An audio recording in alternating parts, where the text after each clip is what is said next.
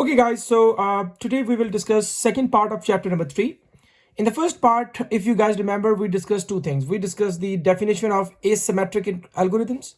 Secondly, we discussed the concept of digital signature. We also discussed the public key distribution schemes, how public keys can be distributed, and we discussed 4 methods for distribution of public key. So today we will discuss the asymmetric encryption algorithm. Specifically, we're going to talk about RSA, and then we will also discuss Diffie-Hellmand key exchange algorithm.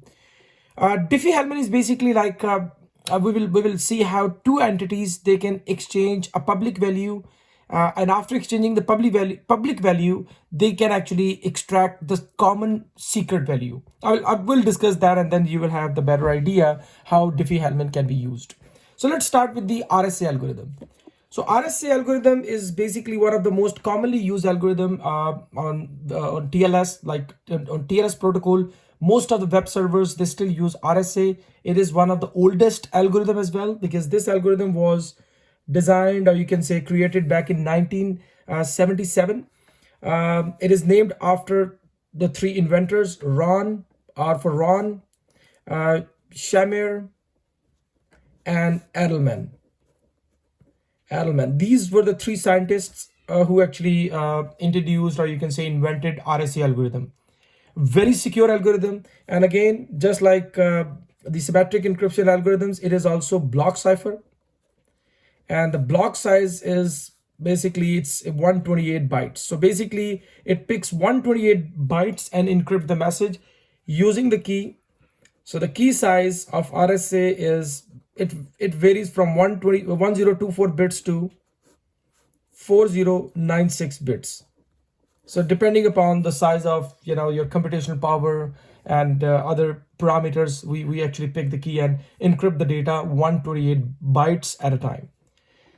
In RSA algorithm, basically, the algorithm itself is a very simple, but the most important thing is, of course, if you remember public key and private key concept. If you guys remember, let me just recall you what we have discussed in the last class. Just a quick idea. Let's say we have 2 users, for example, Alice and Bob. So if you remember, in asymmetric encryption, all the participant, or everybody in the system in a network, they have 2 keys, public key and a private key. Same, Bob will have a public key and Bob will have a private key as well. So for example, if Alice, she wants to send a message to Bob, so she will use Bob's public key. So let me recall again. If you encrypt anything by using Alice public key, only Alice private key can be used to decrypt that. And if Alice, she encrypt anything by using her private key, it can be decrypted by using her public key. So it's basically interdependent kind of relationship. So for encryption, if you want to encrypt the message, we use receiver's public key. And for digital signature, sender use his private key to encrypt the message, or basically a hash, if you remember, for digital signature. So Alice, you want to send a message to Bob, so she will use Bob's public key. Public means anything which is publicly available. So let's say the message is hello. So Alice, what she will do is she will use, let's say, RSA algorithm, encrypt the message. It will become a ciphertext, and the key is going to be Bob's public key. Okay, so nobody else can actually decrypt this message. Why? Because in order to decrypt this message, you need to know Bob's private key, because it is encrypted by using Bob's public key. So only Bob knows his private key. So when Bob will receive this message, Bob will again use RSA, but in decryption mode, use his private key. He will use his private key and Bob will get the message. So that's a simple process of asymmetric encryption. But now here is basically one technique. The technique is how to actually generate these interdependent keys. You need to design such key. If you encrypt anything by using one key, it can be decrypted by other, like interdependent. So that's the only challenging part in asymmetric encryption. Otherwise, RSA algorithm, if you look at the RSA algorithm, it's very simple. In RSA algorithm, there are 2 equations. Like for example, at sender side, let's say you are sender. So at sender side, if you want to encrypt the message, so C is equal to M power E mod N. I'll explain you all these parameters. And at receiver side, if receiver wants to decrypt the message, like you want to get this message back, so M is equal to C power D mod N. Let me explain you the parameters. It's very simple. C is basically the ciphertext, like encrypted message.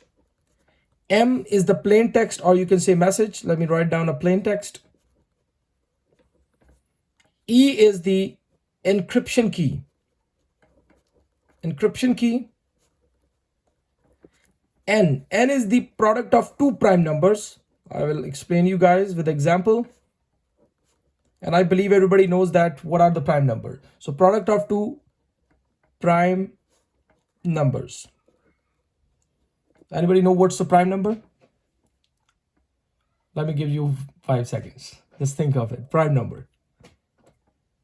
Okay, prime number is basically any number which is not divisible on any other number besides itself and 1. For example, 1, 3, 5, 7, not 9 because 9 is divisible, 11, 13, what about 15?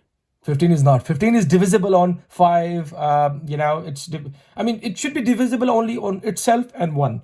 So it's 17, 23, etc., etc. I will explain you guys because the main power of the RSA algorithm is basically based on the prime numbers. So it depends how large prime numbers you choose. For the decryption side, we got MD. D is basically decryption key. It is the decryption key. So can you tell me which E is a public key or D is a public key? What do you guys think? Which one is the public key? E or D? Yes, I heard you. It's D is the public key. That's right. Because sender used the public key. Remember? Sender used the public key and receiver used the private key. So decryption key is going to be the private key. You're right. So it seems like algorithm is very simple. Like all you need to know is just the parameters, put the values, and that's it. Boom. But the actual problem is how we can generate E and D, such E and D, which are interdependent. Like if you encrypt anything by using E, can be decrypted by using only D. No other number can decrypt the message. That's the only challenging part. And this is basically what we're going to talk about today. So let's see. Let's understand with the example. So everybody got the idea how to calculate the ciphertext C is equal to M power E mod N. If you guys forgot what is modulus, if you remember, let me recall it. Let's say 10 mod 9. So basically what will happen if the value on the left side is greater than or equal to this, like on the value on the right side, we divide it and the answer will be the remainder. For example, 9 is the limit. So answer cannot go beyond 9. So let's say if it is bigger than 9, so what we're going to do is 10, 9 raised to power 9. So 1 is remainder, 1 is the answer. You're getting the point? Let's say if it would be 13 mod 9. So 13 is again greater than 9. So 13 by 9. So 4 is the remainder. For example, if it would be 7 mod 9. So value is less than 9. So of course, we don't have to divide it and get the remainder. Answer is going to be 7. Okay, that's just to let you know, guys. So let's understand RSA algorithm with some examples. So for example, let's say this is basically your message to encrypt. M is equal to 88. So let's say this is basically the message which you have to transmit. For example, this is Alice. And let's say we got Bob here. Okay, Alice, she has using RSA, you have to send this particular message to Bob. So first thing is Alice, she has the equation C is equal to M power E mod N, and Bob has this equation M is equal to C power D mod N. So we need to actually find all these parameters. So we need to calculate C. All we have is right now here is C is equal to 88 power E. We don't know what is public key of Bob mod N. We don't know N right now as well. So we need to find out these. So for example, let's assume it. Bob, let's assume it, for example. Let's say Bob has, for example, let's take two prime numbers in order to get these key. So let's say we took two prime numbers. The first is you need to assume two prime numbers. But in order to exactly do that, firstly, I think we should actually go for the key generation. because in order, Alice, she doesn't know what is basically Bob's public key, and she doesn't know N as well. Okay, so let me just make it simple to understand for you guys. So let's start from here.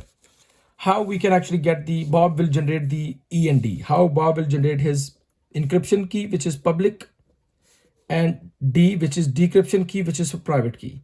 Let's say how Bob can actually generate these. So for example, it has mainly 5 steps. The first step is choose 2 prime numbers.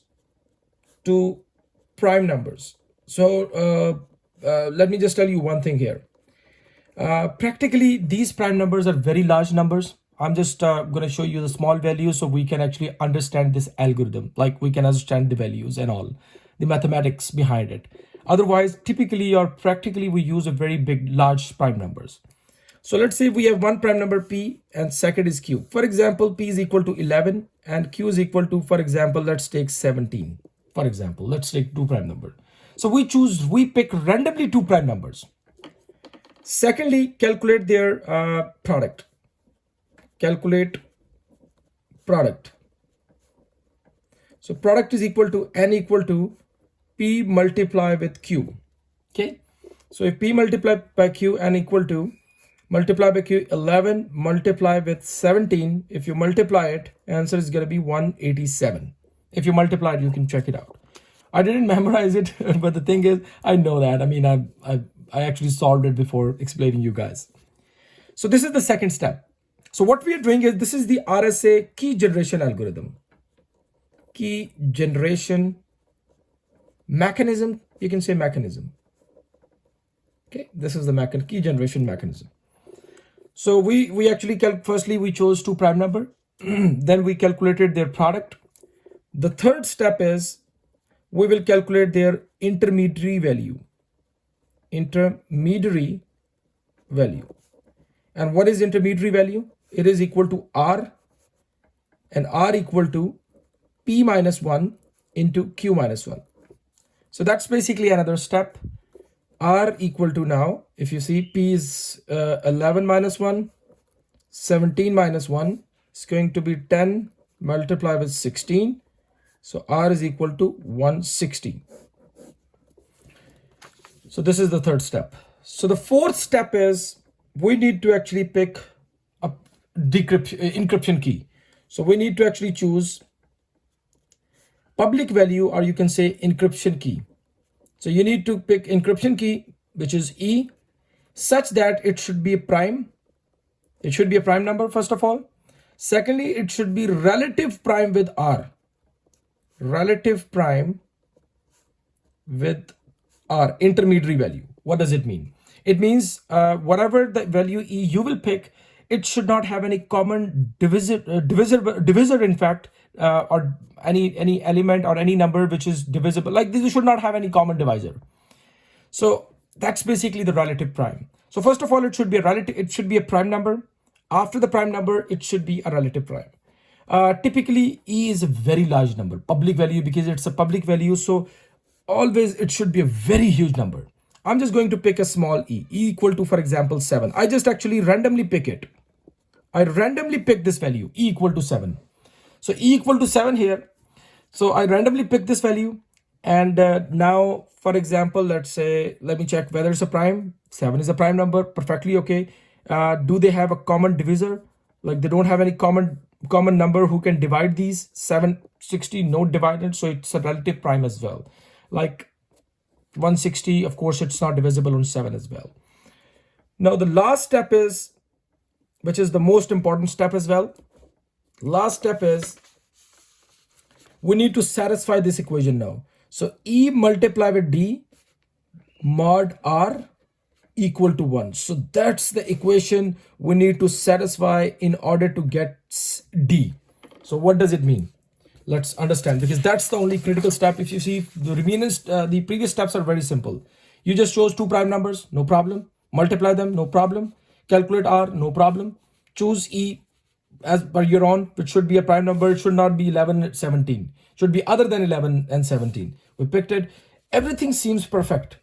But the only problem is satisfy this equation. So please understand that. That's the only critical step. So we need to actually find such value of D. If you multiply D with the chosen E and take a mod with R, the remainder should be 1. What does it mean? So it means 7, we already pick E is equal to 7, multiply with D mod R equal to 1. What is R? R is 160 equal to 1. So we need to actually get something like that here. Like if you see here, I mean, if here we get 161 mod 160, does it satisfy equation? 161, 160, because it is greater. So 1 is remainder. So we need to have 161 here, or it could be, for example, 321. For example, if we get 321 here, so mod 160. So 321, 162s are 320, 321. So it could be 321, 161 or something like that, that if you take a modulus with 160, remainder should be 1. So that's basically how we need to do it. Now the thing is, this D could be a prime number. Again, it should be a prime number and relative prime with R, exactly the same way. So for example, let's try from 1. So let's say if we take D equal to 1, for example, D equal to 1. So 7 multiplied by 1 mod 160. 7 160, does it get 1? No, of course not. So it could not be 1. Other 2, it could be 3. Let's try a big number. Let's say 7 multiplied by 11 mod 160. So 77, still not. Okay, still not. So we can actually pick here. Other than that, let's try D equal to 19. So 7 multiplied by 19 mod 160. Let's try that. 19, 7. 3, 6, 7, 7 and 6. It's 13. 133. Still not. It's 133 mod 60. Of course not. It will be 133 mod 160. Still not. We need to get 161 or something like that. So let's pick D equal to 23. 7 multiplied by 23 mod 160. Okay, so 23, 7. 2 here, 7, 14, 14 to 16. Great, we got it. 161. So D is equal to 23. So by using that, we can satisfy this equation, like equal to 1. Like it comes 161 mod 160, which is equal to 1. We satisfy this equation. So if it would be E equal to 7 and D equal to 23, and if we multiply them, take a mod with 160, which is R, so it is equal to 1. It satisfies the equation. So that's it.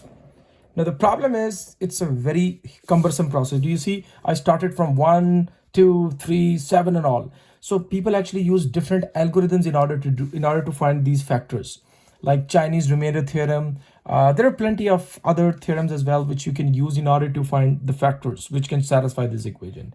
So now we got everything here. What we will do is, Bob, what he will do is, again, public key E, Bob's public key is equal to 7. Okay, and N is basically the product of the prime number, which is 187. If you see 187, so this value N 187 will be transmitted to Alice. I mean, Bob will actually send 187 by using Diffie-Hellmand. This is a secret value. So Bob will send this N value to Alice secretly by using Diffie-Hellmand. And E is basically something which is public value. So everybody can know that. And as you know, the distribution method. So we got these values. So now C equal to 88 power 7 mod N. So N is basically 187. Now, if you solve this value, so answer is going to be 7, something like that. If you calculate it, I think it's 11, sorry, 11. 11 is basically the ciphertext. So this is basically what Alice will send to Bob. When Bob will receive that equation M, Bob has C 11. Bob got this 11. D is the decryption key. Bob already got his decryption key, which is 23. 23 mod 187. Now, if you solve it 100%, you will get 88, which is basically the message which Alice she sent. This is basically what the RSA algorithm is. Let's actually do it for one more example, a simple example. Okay, so let's do it for a simple example. Let's say, for example, same message. Let's say Alice is here, and this is, for example, Bob here. Now let me repeat it with a simple example. So let's say we got Alice. She has, let's say, message to send. Original message is, for example, 5. So for example, 5 is the message. Or let's make it 6. Let's say 5. So Alice, you want to send this message to Bob. Equation is c power e mod n. Sorry. So c is equal to m power e mod n, and Bob has m equal to c power d mod n. So as you know, e is basically encryption value, public key of Bob, and n is the product of prime number, which Bob will send using Diffie-Hellmand algorithm. So let's say she want to send this message, and let's say this time Bob has revised the public and private key. Let's create Bob's public and private key first. Let's say this time Bob has used, the first step is choose two prime number. Let's say p equal to, let's take 11. And for example, q equal to 3. So n is equal to, the second step is we chose two prime number, 11 and 3. N equal to 11 multiplied by 3, 33. Got it? Like this is choose two prime numbers. And this is basically the product of those prime numbers, which is 33. The third is the intermediary value, p minus 1 into q minus 1. If you remember, it's going to be 10 and 2, sorry. It's going to be 20. Okay. And the fourth is you need to choose e, which should be prime and relative prime at 20 and all. So let's pick again 7. Okay. Let's pick again 7, the same one.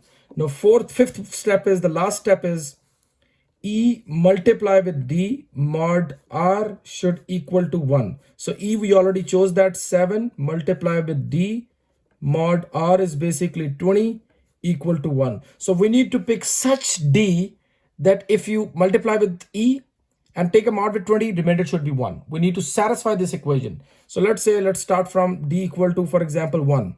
7 mod 20. Does it satisfy 1? No. Answer is 7. It doesn't satisfy that, so it could not be 1. So let's pick d equal to 2. 2 is also prime number. 14. 7 multiplied by 2, 14. 14 mod 20, of course not. D equal to, let's say, 3.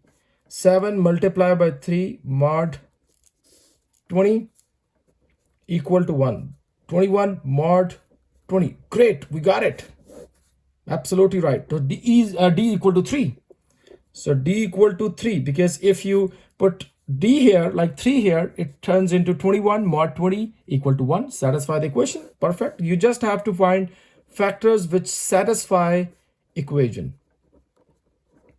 Okay. So we got d equal to 3, which is the private value, e equal to 7, d equal to 3, n equal to 33. So Bob will send this value to Alice. 7, Alice know that. And Alice also, she knows the 33 through the Diffie-Hellmand value. Now calculate it. C equal to m, which is 5 raised to power e. E is 7 mod 33. So you can calculate it, of course. You can just calculate it. You will get something. I can do it for you. Let me calculate it for you. So it's going to be 22. That's basically your ciphertext. Again, when receiver, she will receive this thing. So m equal to c. What is c? C is basically 22. Decryption key is 3 mod 33. So you should actually get the m equal to 5, that particular value. So this is the way how RSA algorithm actually works. Okay. So, and that's the way how we generate the two keys which are interdependent. These are the 5 steps of key generation. Choose two prime numbers. Okay. Multiply them, product, intermediary value. Choose the encryption key, which is public value. Typically it's a large number. Then find a factor of d to satisfy this equation. That's basically what RSA algorithm is. Just try for some other factors. Let's say just pick, for example, if p equal to 3, q equal to 53. Just try to find it. Just try to actually find E and D, please. Just please practice it and please bring it up in the class. And if you have any question, of course, I will be there to help you guys. Okay, try to see if you guys can find E and D with these two factors. Just try these, please.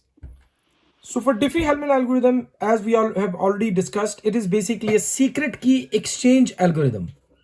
Secret key exchange algorithm. How two entities, they can secretly exchange a value by just exchanging a public number. So how it can be done? So first of all, let's say Alice and Bob, let's say they wanna exchange a secret message or secret key, in fact, with each other. How they can actually do that? For example, let's say Bob could be browser, your browser. And let's say Alice is, for example, Google. You have a Google Chrome. So how Google will actually send you out your private key. That's basically what these Diffie-Hellmand is used for. So in order to do that, there are two things that you need to know first. Firstly, there should be a shared, or you can say a common value, a common relation. And that's basically, let's say 6 mod 13. This is basically a common value. Bob and Alice both have they have the same relationship, 6 mod 13. You don't have to solve it. We will use this equation. So this is basically something common. Bob and Alice, they before they start communication, they should have the same common thing. Then Alice, she has a private value, a private key, you can say. For example, her private key is, for example, 5. Bob has also a private key, for example, and Bob's private key is, for example, 4. Okay, so now it will have just 2 steps to calculate the to have a common secret, I mean, on both sides. Let's see how they can actually get that. The first step is they have to actually calculate the public values. Public values. How they can actually get the public value? So again, let me repeat. They have this common or shared value. Then they have their own private values, and both parties, they don't know each other's private value. Now what will happen? The first step is going to be Alice, what she will do? She will actually use her common secret or common value, 6 mod 13, and 6 raised to power her private value. Bob will also do the same thing, 6 mod 13, but 6 raised to power his private value to calculate the public value. So if you solve it, 6 raised to power 5 is going to be 7776 mod 13. And if you solve it, I mean, just take a modulus, answer is going to be 2. 6 raised to power 4 is 1296. I don't memorize it. Okay, I didn't memorize these things. I just already pre-calculated. So don't think I'm a math genius. I already did it. Okay, so 6 raised to power 4 is 1296 mod 13.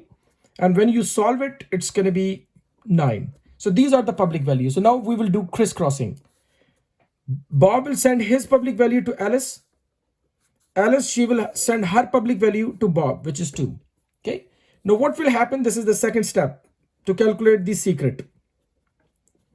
In second step, what will happen? What Alice, she will do? She will use Bob's public value as a base or her common secret. What does it mean? Like everything else will be same. Like she will use Bob, whatever Bob has sent. Bob has sent 9 here, 9 mod 13 raised to power her secret value. Again, absolutely the same thing. Like 6 previously, to calculate public value, what we did.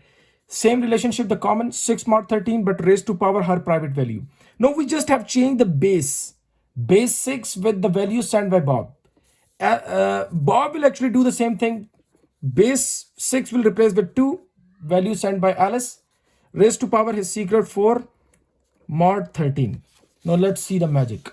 Now if you solve it, it's going to be 5904 mod 13. Here 2 raised to power 4, 16 mod 13. Let's solve this one.